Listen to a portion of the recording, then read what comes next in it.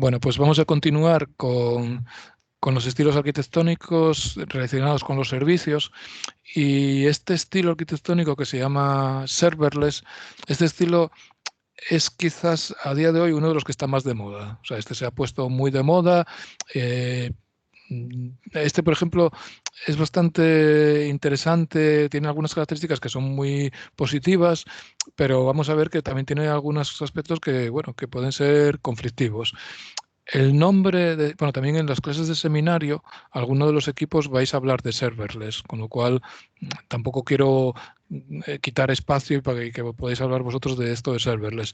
La idea de serverless principalmente es estar relacionado con lo que se llama function as a service, que es que tú tienes un proveedor, bueno, los proveedores fundamentales aquí son los grandes, o sea, tienes Amazon, Google y Microsoft. Estos tres están compitiendo por ser proveedores, o sea, estos proveedores de la nube, podríamos poner aquí cualquiera de estos tres, podría ser uno de ellos, y lo que te proporcionan es esto de una función como servicio. Es decir, tú puedes definir una función, imagínate que tú quieres hacer un microservicio para que te calcule el IVA, pues lo implementas en estos sistemas, lo publicas aquí y ellos ya se encargan de todo lo que es la gestión del backend. Entonces, lo importante es serverless, no significa que no haya servidores, no, porque hay un servidor que es lo de que puede ser Google, Amazon o Microsoft, sino que los servidores de alguna forma están como ocultos, o más que ocultos, es que tú realmente no te preocupas de las capacidades de esos servidores. O sea, esto lo que significa es que un desarrollador sabe que hay unos servidores al otro lado, tiene un backend que se ofrece como servicio y él como desarrollador simplemente se encarga de la funcionalidad. Él implementa esta funcionalidad. Las aplicaciones dependen de estos servicios de terceras partes y tú, pues, si hay, es decir, si tú tienes una aplicación que tiene que soportar, o sea, tú, por ejemplo, al principio haces una aplicación y soportas a lo mejor 5 peticiones por segundo. Si de repente pasas a necesitar 500 peticiones por segundo, automáticamente estos Amazon y todos estos hacen la escalabilidad automática. Eso es un poco la gracia que tiene todo esto, que ellos ofrecen una escalabilidad automática a base de la necesidad que tú tengas. Esto vale para hacer los clientes ricos, ¿no? Aplicaciones single page que se basan en todo esto, en tener por detrás estas funciones como servicio. Los elementos al final, pues bueno, los elementos son las funciones como servicios que tú haces como cliente y luego ya finalmente el backend as a service que te ofrece pues los proveedores de estos que ya comenzamos. ¿Cuáles son las restricciones que podemos hablar aquí? La principal restricción es que tú como desarrollador no te encargas de gestionar los servidores. O sea, tú te olvidas de los servidores. Tú, hombre, te olvidas, tú los configuras, pero todo lo que es la gestión y la escalabilidad, es decir, porque a veces si esto no fuera así, serverless, el problema que tienes es que tú tendrías que decidir, de hecho a mí me pasó algunas veces en algunos proyectos, te dicen, oye, tienes que hacer un proyecto en la web y tiene que funcionar. Entonces tú al principio pues no sabes y decides, ¿cuánta RAM necesitas? Pues que no lo sabes, o sea, ¿cuánto CPU, qué es lo que vas a necesitar? Pues tú al final pones unos números y no sabes nunca cuánto necesitas porque al final muchas veces es una prueba de concepto y al final, al principio, a lo mejor tienes 4 usuarios, pero a lo mejor de repente tiene éxito y empiezas a tener a 400 usuarios a la vez y entonces te quedas corto con la RAM y tienes que incrementar la RAM. Sin embargo, de esta forma se hace todo de forma automática, ¿vale? Y el suministro, la provisión de máquina, pues se encarga ya Amazon de hacerlo. Pero claro, eso te lo va a cobrar. O sea, todo esto no es gratis y entonces la gracia que tiene es que te van a cobrar basándose en el uso que tú estás haciendo de esos servicios. Es decir, si tú al principio, si tienes 4 usuarios, pues a lo mejor te cobran 1 céntimo al mes y no pasa nada, te sale muy rentable, pero si tienes 400 usuarios por segundo, pues entonces se empieza a cobrarte a lo mejor, pues no sé, 4 euros al mes. Entonces ya empieza a ser un coste. En principio, en general, lo que se suele ver es que suele ser rentable sobre todo cuando tienes poco, cuando estás haciendo una prueba de concepto, o no tienes mucha demanda computacional, esto suele ser más rentable que comprarte un servidor, instalar el servidor o vamos, o alquilarlo, ¿vale? Pues las ventajas, un poco más o menos lo que acabo de decir, la escalabilidad automática, se supone que de forma implícita tienes alta disponibilidad, quiere decir, alta disponibilidad quiere decir que dependes de Amazon o de todos estos. Entonces, no sé si lo visteis, pero muchas veces cuando se cae uno de estos grandes, cuando hace poco creo que se cayó Amazon, si se cae Amazon Web Services, de repente empiezas a ver un montón de servicios que no sabías que estaban funcionando con Amazon y que también se caen. Se caen todos porque todos dependían de Amazon. Por eso digo que la alta disponibilidad depende siempre del proveedor en la nube. Pero bueno, de alguna forma ellos ya se encargan de estar monitorizando continuamente y de que vaya funcionando todo bastante bien.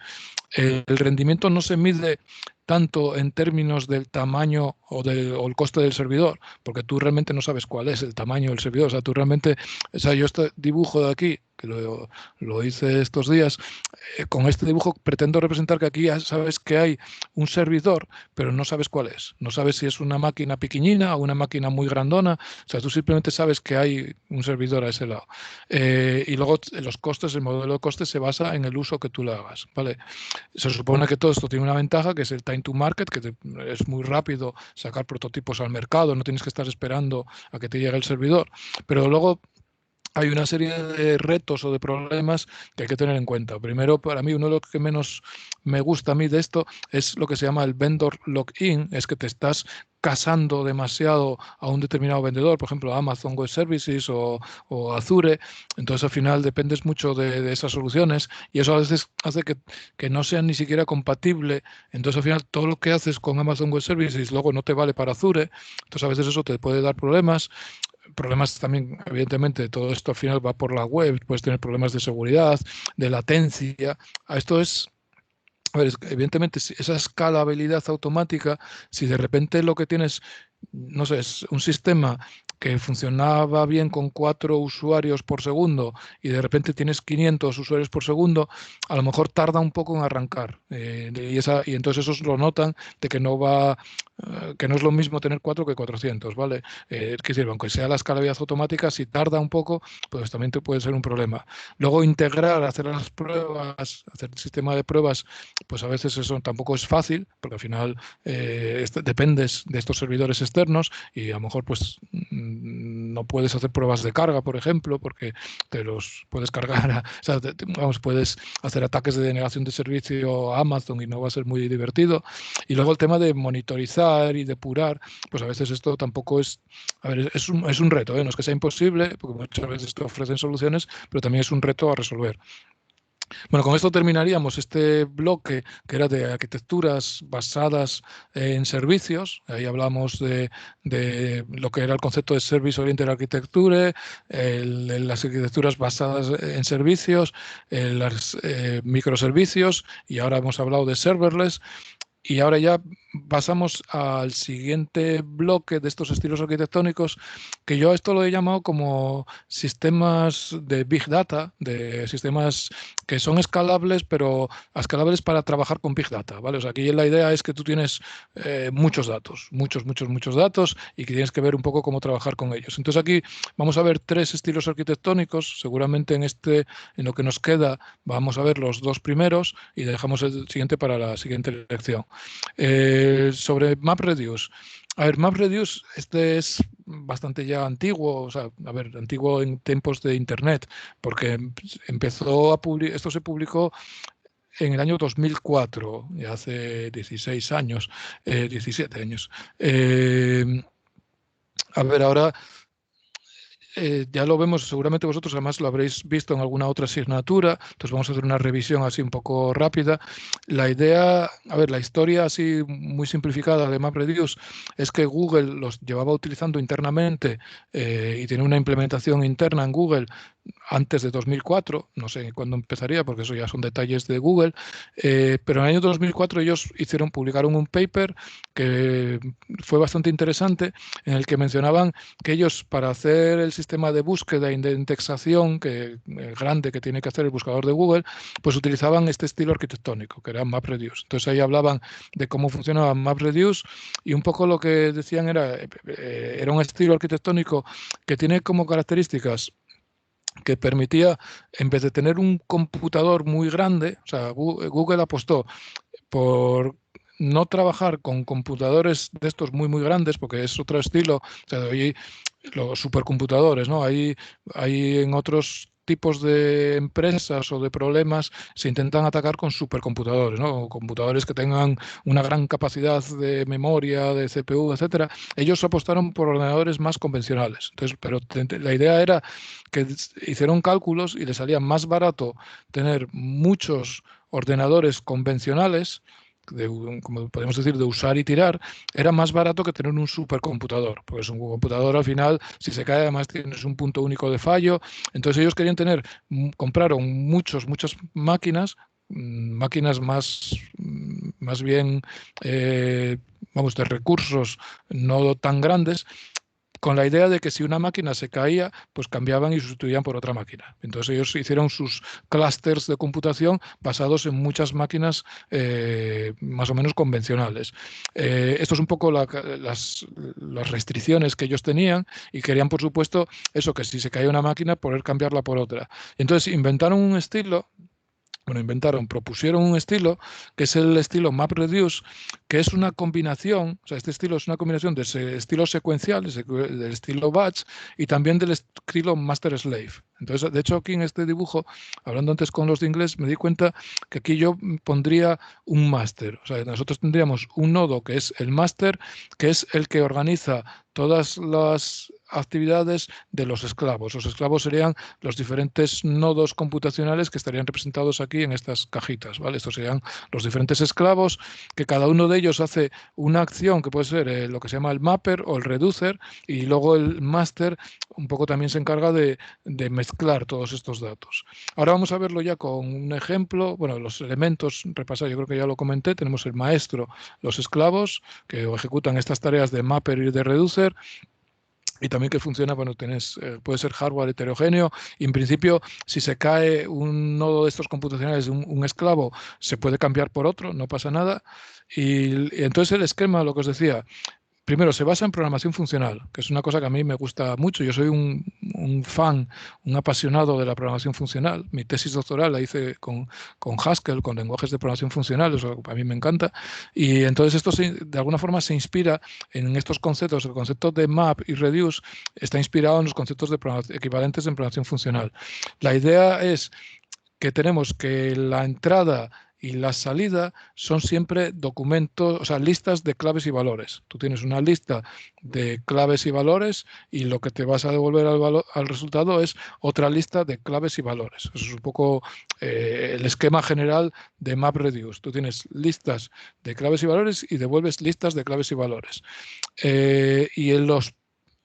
Y esa forma de esa transformación de claves en valores a claves y valores lo haces utilizando dos funciones de orden superior, dos funciones que vas a pasarle a MapReduce, que serían el mapper, el mapeador, y el reductor, ¿vale? El reducer. El mapper obtiene de clave valor en lista de claves y valores. Es decir, si tú tienes una clave y un valor, vas a devolver una lista de claves y valores. Y aquí, por ejemplo, este de aquí, otra lista de claves y valores. Y así sucesivamente, ¿eh? Ya dependiendo de un poco de la computación que tengas que hacer. Es decir, el mapper pasa de claves a valor, por cada clave y valor, genera una lista de claves y valores. Luego tenemos un proceso de mezcla y ordenación que, por ejemplo, cogería todas las claves que sean iguales, las va a combinar y las junta y los valores los pone aquí. Es decir, por ejemplo, si tiene K1 con V1, K1 con V3, pues fijaros aquí aparecerá V1, V3, K1 con V5 aparece V5 y luego V6. Vale, entonces aquí lo que hace es mezclar y ordenar por claves. Aquí, por ejemplo, K2 está con V2 y K3 con V4 y V7. Entonces, es el siguiente paso. Y luego ya los reducers lo que hacen es coger por cada clave y lista de valores intermedios, junta estos valores intermedios en un solo valor. Es decir, si tenemos una lista de valores intermedios, esta lista de valores intermedios, ya vamos a tener el valor final, que es un poco lo que está haciendo, ¿vale? Este valor VF es el valor final que va a devolver el MapReduce. Eso es un poco lo que está haciendo. Y lo hacen esas tres fases, pero que no, a ver, pueden funcionar, o sea, normalmente los reducers, o sea, normalmente no, siempre, o sea, los reducers siempre tienen que funcionar después de los mappers, ¿vale? Pero luego dentro los reducers o los mappers pueden funcionar en paralelo. Aquí pongo el esquema general, es decir, lista de claves y valores. Resultado, lista de claves y valores. Primero trabajan los mappers y luego se mezcla y luego trabajan los reducers. ¿Vale? Eso es un poco el esquema general. Y ahora vamos a ver con un ejemplo muy sencillo, que es el ejemplo prototipo que venía en ese paper de MapReduce, ya hablaba de este ejemplo, que es si tenemos, por ejemplo, 3 documentos, bueno, podemos tener n documentos, y queremos contar las palabras en esos documentos. Fijaros, aquí estoy representando los documentos D1, D2 y D3, serían 3 documentos. Las palabras, en vez de poner palabras, pongo caracteres. Entonces aquí sería, imaginar que cada uno de estos es una palabra. Y entonces fijaros, por ejemplo, aquí si tengo, en el documento 1 tengo A y B. En el documento 2 tengo A, C y A. Y en el documento 3 tengo A y C. Si cuento las palabras, pues yo diría que tengo As, en este caso tengo 1, 2, 3 y 4. Por eso el resultado final va a ser 4 veces que aparece la A. Bs tengo solamente una, entonces aparece B una vez. Y Cs aparece 2 veces. Entonces aquí tendríamos el resultado final, sería C2. Es decir, si estos son 3 documentos, y aquí tengo una cuenta de las palabras que hay en estos documentos, ¿vale? Entonces, ¿cómo se hace el sistema? O sea, vamos a ver una pequeña traza. Pues haríamos primero una función mapper, que esta función mapper lo que hace es, tiene como parámetro el documento, el D1, D2 o D3, y la lista de palabras. Entonces, esta lista de palabras lo que hace en este caso es, para cada una de las palabras, genera la palabra con el valor 1. Entonces, en este caso, por ejemplo, el primero de D1 generaría la palabra A, digo, palabras en este caso son caracteres, sería A1 y B1. Y esto es el resultado de el primer mapper. El resultado del segundo mapper sería A1, C1 y A1. Ese sería el resultado del segundo mapper. Y el siguiente, D3, sería A1 y C1. Como veis, estos 3 mappers pueden funcionar en paralelo. O sea, es una de las claves, es que estos mappers funcionan en paralelo y además pueden funcionar en máquinas diferentes. O sea, no depende, este mapper no depende del otro ni de nada. Simplemente cada mapper funciona en una máquina y hace este paso intermedio de hacer el mapeo.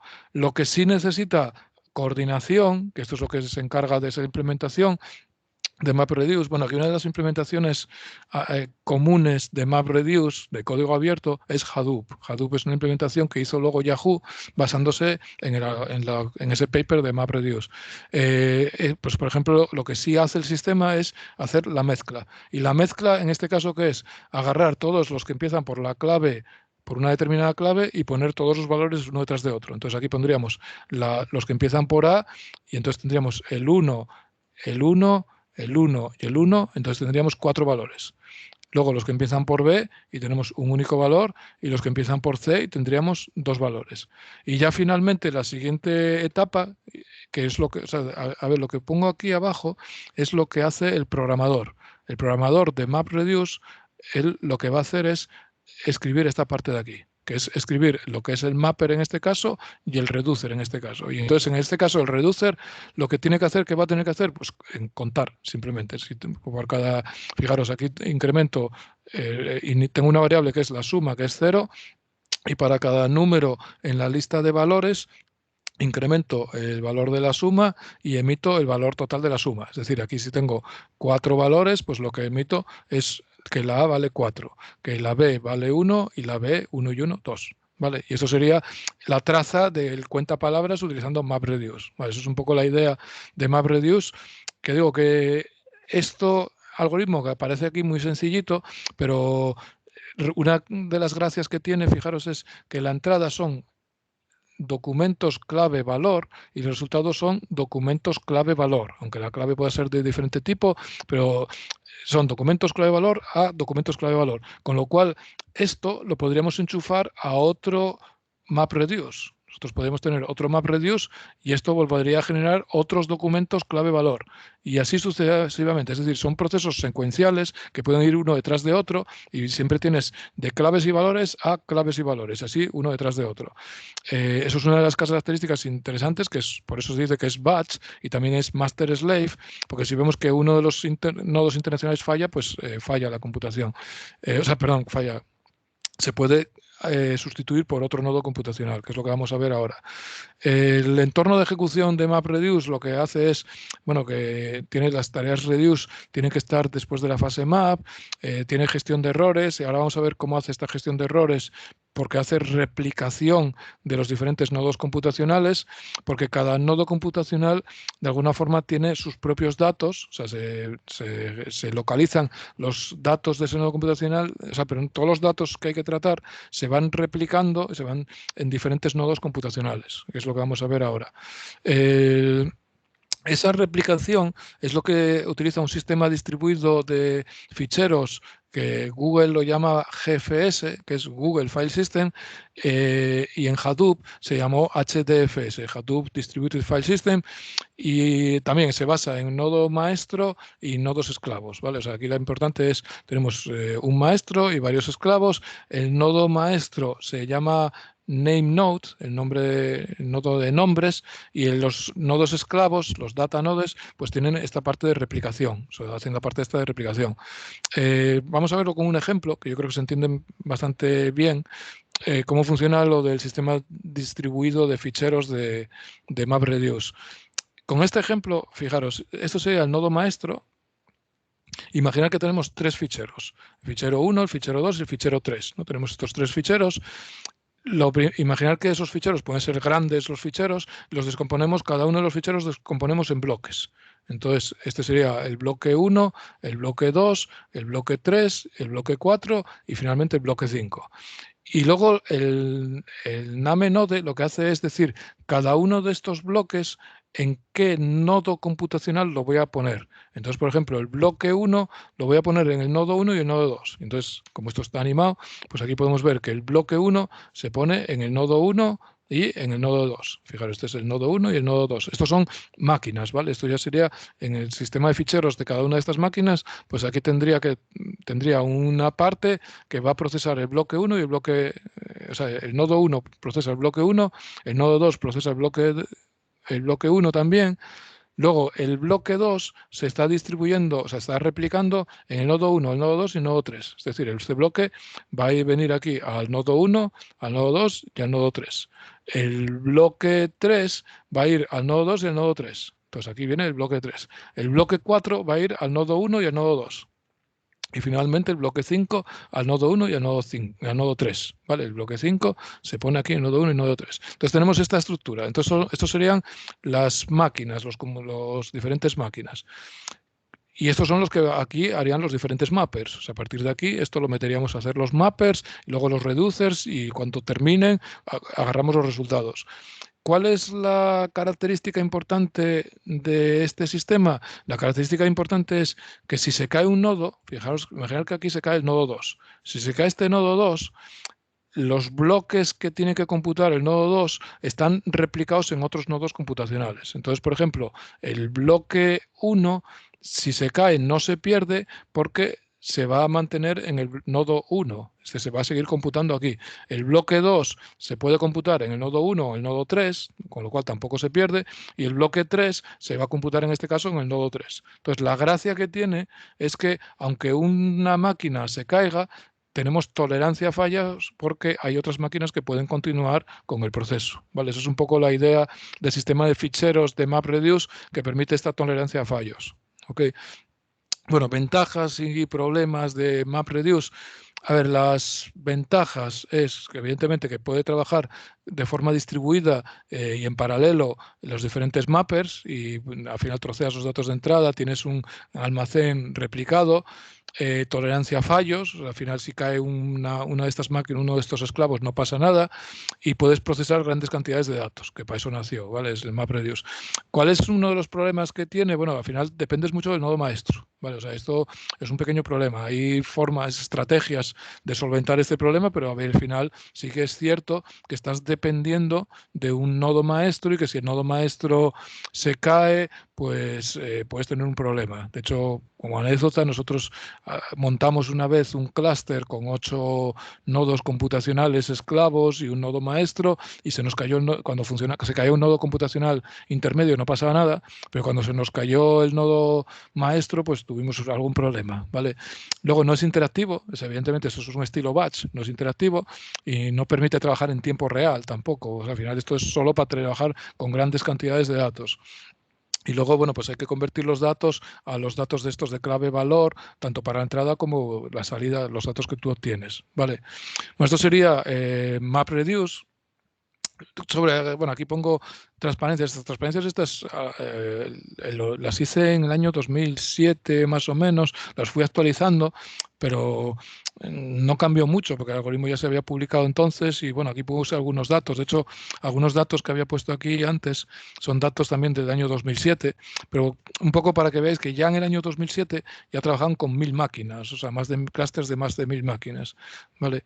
Y entonces, bueno, pues hay muchas aplicaciones. De hecho, muchas empresas como Last.fm, Facebook, Yahoo, Twitter dijeron que usaban MapReduce, o sea que tuvo varias aplicaciones y aquí puse también algunas implementaciones y librerías o lenguajes que se basan en MapReduce, ¿vale? Esto simplemente es un estilo que creo que conviene que conozcáis y seguramente ya lo estáis dando en otras asignaturas. El que yo creo que no conocéis tanto es la arquitectura Lambda. La arquitectura Lambda, esto, a ver, surge también un poco para dar respuesta a trabajar con Big Data, pero ya cuando trabajamos con Big Data, pero que también queremos tener resultados en tiempo real. Porque uno de los problemas que tiene MapReduce es que MapReduce trabaja con grandes cantidades de datos, pero puede ser lento. Puede ser lento. A lo mejor una computación en MapReduce, aunque vaya todo muy en paralelo y tal, igual tarda 5 minutos.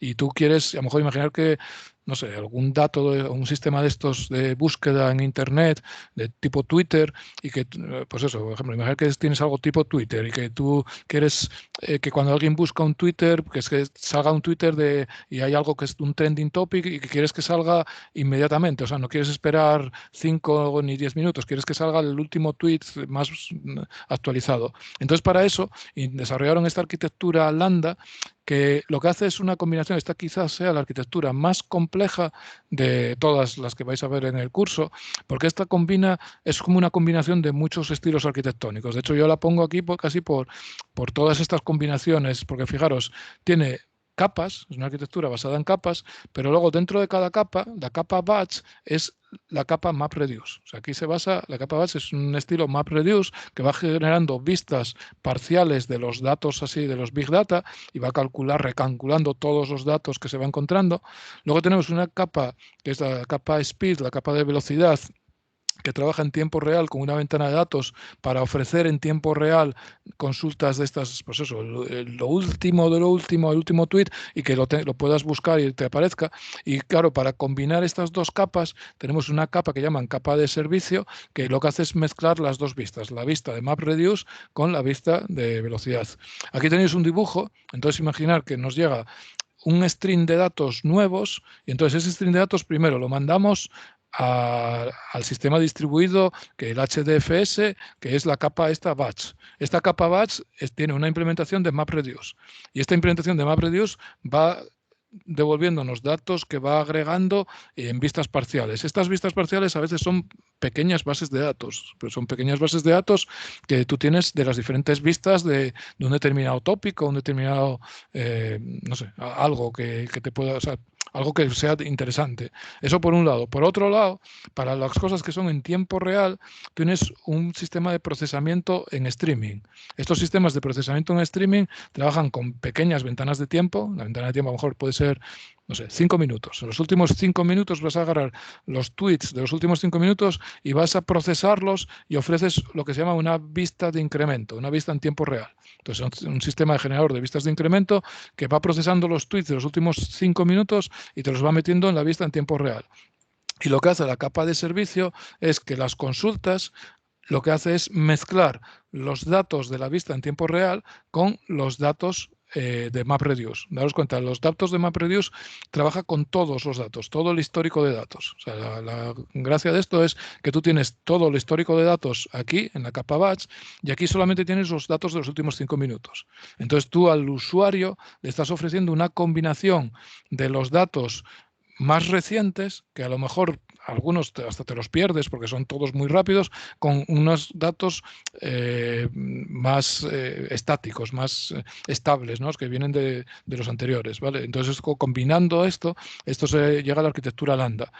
Yo creo que estas restricciones, más o menos lo que acabo de comentar, que tienes los datos, todos los datos se almacenan en la capa batch, la capa precomputa estas vistas, la capa de speed, velocidad, puede que no tenga datos exactos y tienes una combinación de estas vistas y las vistas pueden ser pequeñas bases de datos solo para consulta. Aquí encaja muy bien con lo de CQRS, el Command Query Responsibility Segregation, porque al final separas lo que son los datos de consulta, de solo consulta, de lo que son los datos de actualización de la base de datos, ¿vale?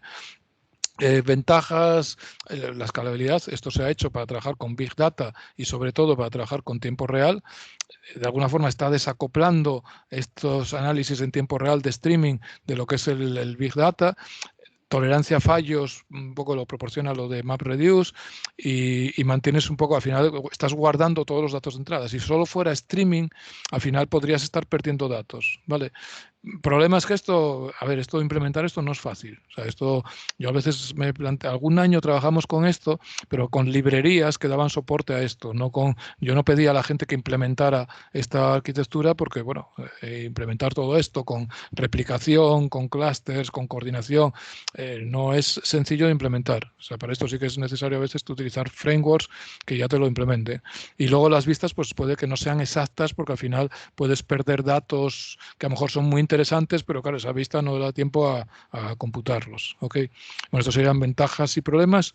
Y librerías y todo, aquí algunas librerías, aquí podéis leer estos de Spotify, muchas compañías que quieren hacer analítica de datos, pues hablaron, mencionaron estas de la arquitectura Lambda. Y bueno, quedan 3 minutos, así que voy a dejar esto para el siguiente día. Voy a cortar aquí la grabación.